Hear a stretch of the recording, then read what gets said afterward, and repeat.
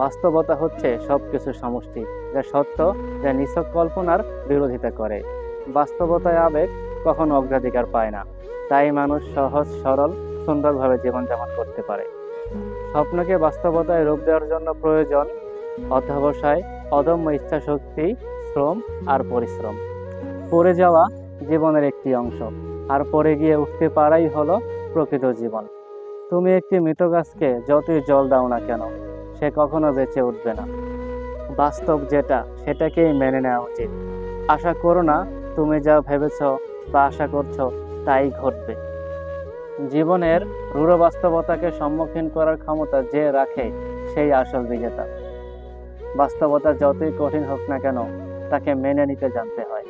জীবন কঠিন বাস্তবতায় ভরা, তাই ভাবের প্রবাহে ডুবে যাওয়া নিরর্থক। জীবনে চলতে গেলে কঠিন থেকে কঠিনতম বাস্তবতার